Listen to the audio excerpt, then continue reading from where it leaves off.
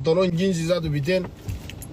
انا ما نعرف، لكن بجد انا من اديك حقك، انا بديك حقك، انا بحترم الرجال. انت زور راجل،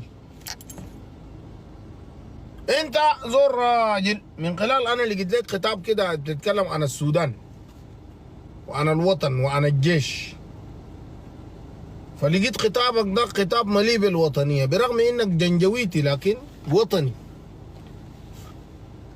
وده الفرق بينك وبين الزول اللي بيجيبوه من النيجر وبيجيبوه من تشاد.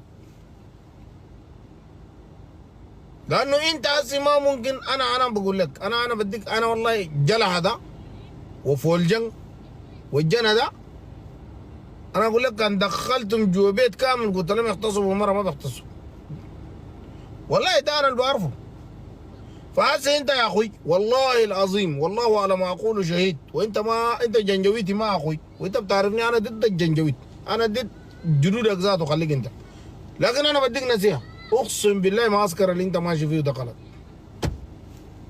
ووالله انت فيك بذره خير.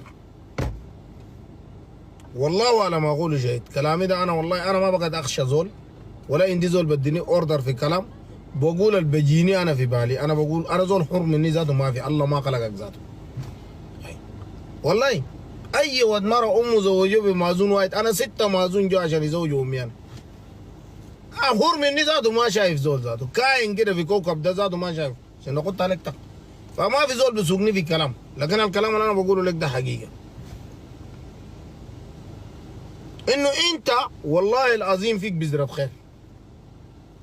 خليك من الظلم اللي انت اتعرضت له جوا، ولا المناقرات اللي تناقروه دمك حنى لاهلك. يا اخويا الحق الشر ده عمره ما بقى خير، عمره الشر ده ما بقى خير. انا نقطت عليك تاخ، وانت متاكد ومؤمن ومؤمن، وهسه كلامك اللي هنا ده ياكد ما انك انت مؤمن انه مشروع الدعم السري ده مشروع بتاعت حراميه وشفشاف.